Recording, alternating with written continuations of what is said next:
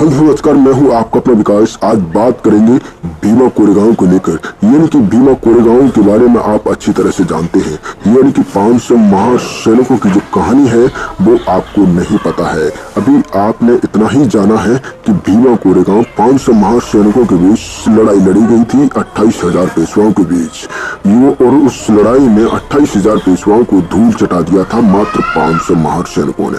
आज बात करेंगे इसी विषय पर, यानी कि इस कहानी के पीछे की सच्चाई क्या है, यानी कि ये लड़ाई क्यों लड़ी गई थी। और इस पर एक बड़ी मूवी बनाई जा रही है।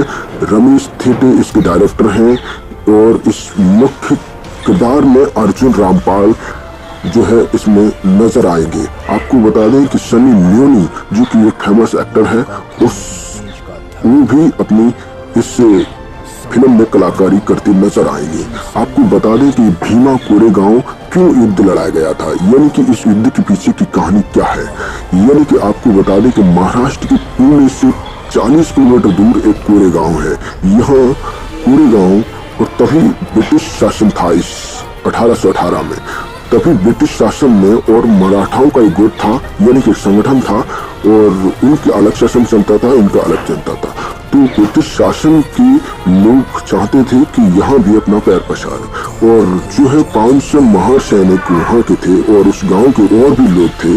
तो उनका ये कहना था कि आप हमें अपने संगठन में शामिल कर लीजिए। मराठा के लोगों ने इस पर नहीं जो है बात अपनी रखी और कहा कि मैं तुम्हें इस संगठन में शामिल नहीं करूंगा।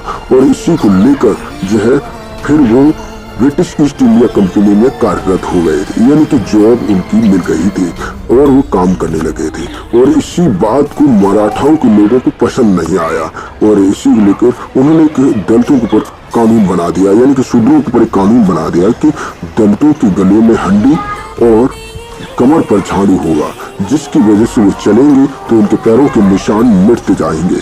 और इसी जातिगत भेदभाव को लेकर वहाँ के 500 महासैनिकों को एक राश नहीं आया। तो उन्होंने जो है ऐसा कदम उठाया और कहा कि हमें ये बिल्कुल बर्दाश्त नहीं होगा, हम इसके खिलाफ लड़ाई लड़ेंगे। यानी कि जातिगत भेदभाव, छुआछूत को लेकर उन्होंने जो लड़ाई लड़ी उसमें 500 महासैनिकों ने ब्रिटिश ईस्ट इंडिया कंपनी की तरफ से मराठाओं के बीच पेशवा ब्राह्मण जो थे उनके बीच ये लड़ाई लड़ी। जिस लड़ाई में यानी कि 500 महासैनिकों ने मात्र 28,000 पेशवाओं की धूल चटा दी थी और उनको मार गिराया था, उनको भगा दिया था। तब से लेकर यानी कि बाजीराव द्वितीय का शासन काल खत्म हो गया। इस प्रकार जो है तब से लेकर इस प्रकार का यानी कि अनटचेबल जो हमारे शरीर की तरह शोषण होता था, यानी कि एक दूसरे से भेदभाव करते थे, छूते नहीं थे शूद्रों को। आज ऐसा तो नहीं हो रहा है, लेकिन फिर भी भेदभाव जारी है। यानी कि सरकारी नौकरी में भेदभाव जारी है, यानी कि आरक्षण में भेदभाव जारी है, यानी कि हर प्रकार से भेदभाव जारी है। यानी कि हम शूद्रों और यूँ कहें बहुजन समाज के लोगों पर जो है आज भी इस प्रकार का जुल्म जारी है। तो ये जारी है। इस पर एक बारीकी से बड़ी मूवी बनाई जा रही है। वैसे तो बहुजन समाज के ऊपर कई मूवी बना चुके हैं, लेकिन उन्हें अब तक सिनेमा घरों में रिलीज नहीं किया गया, यानी कि बड़े पर्दे पर नहीं दिखाया गया है। इसी को लेकर यानी कि रमेश थेटे बहुत कड़ी मेहनत कर रहे हैं, अपना पैसा लगाकर अपनी पूरी खून पसीने की ताकत की कमाई से जो है इस फिल्म में अपना पूरा भार झोंक रहे हैं और चाह रहे हैं कि वो दलितों की इस लड़ाई को बहुत अच्छे से दिखाएं, यानी कि बड़े पर्दे पर दिखाएं। तो इस पर जो है काफी समय से मूवी बन रही है, लेकिन अभी तक इसे बनकर पूरी नहीं हुई। जब सन 2024 में इस मूवी को पूर्ण रूप से बना दिया जाएगा और ये सिनेमा घरों में रिलीज कर दिया जाएगा, यानी कि वो चाह रहे हैं कि बड़े पर्दे पर रिलीज हो, यानी 15 से स्क्रीन पर ये रिलीज किया जाएगा ताकि अपने इतिहास को उन्हें बारीकी से बहुजन समाज के लोगों तक पहुंचाया जा सके और अपने इतिहास को जान सके। वैसे आपको बता दें जानकारी के मुताबिक यहाँ डॉक्टर अम्बेडकर भी जाते रहे और कहा कि हमें जो वीर गति को शहीद हुए उनकी याद में हमें वहाँ जाना चाहिए ताकि हमें अपना इतिहास नहीं भूलना चाहिए। और जो 500 महान सैनिकों ने अपनी जान गंवाई है इस बहुजन समाज के लिए, शूद्रों के लिए, SC ST OBC के लिए, तो उन्हें अपनी याद नहीं भूलना चाहिए।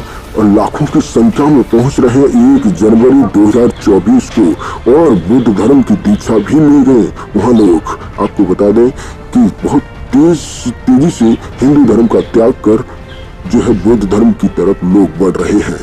तो आपको बता दें कि हिंदू धर्म में जो बुराइयां हैं उनको जो है लोग नहीं छोड़ना चाहते हैं, एक दूसरे को ऊंचा नीचा देखते हैं और भेदभाव करते हैं। इसी को देखते हुए हिंदुओं के कुछ जो है छोटे समाज के लोग हैं वो इनको बर्दाश्त नहीं है, इसलिए वो हिंदू धर्म को त्याग कर जो है बौद्ध धर्म की तरफ बढ़ रहे हैं।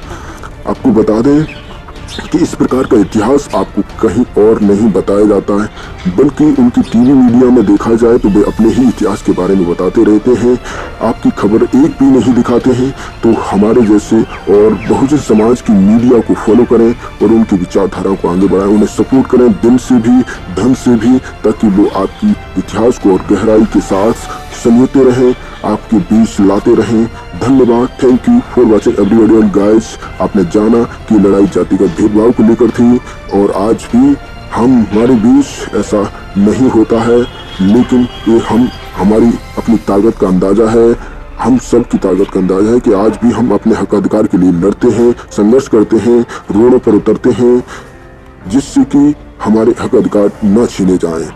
चंद्रशेखर भीम आर्मी के मुखिया हैं, इनको जो है कई मामले में गिरफ्तार कर लिया जाता है क्योंकि ये समाज की लड़ाई लड़ते हैं और समाज जो है इनके बीच मौजूद है और चाहता है कि कोई समाज में ऐसा नेता उभरे जो अपने हक अधिकार के लिए लड़ाई के लिए आगे बढ़े और एकता बनाए, संगठन बनाए, ताकि इस ताकत को कोई और कमजोर ना समझे। अपनी लड़ाई अपने बलबूते पर लड़ी जाती है। Thank you for watching everybody and guys. Video अच्छा लगे तो इस वीडियो को ज्यादा से ज्यादा लोगों में शेयर कर दें। Thank you.